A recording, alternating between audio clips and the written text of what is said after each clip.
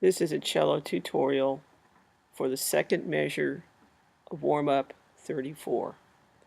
This is going to be the exam Wednesday of next week. I want you to play it, you don't have to play it fast, I want you to play it slow and accurately. Once you're comfortable with the fingering, then you can speed it up. It starts out with an open D. Then I want you to play the D sharp with the low first.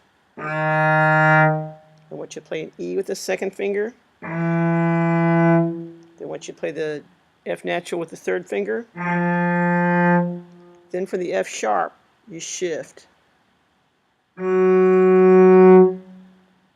G second finger. G sharp third finger. A open. A sharp first finger, low first finger. Then shift up to B. C natural. C sharp. Let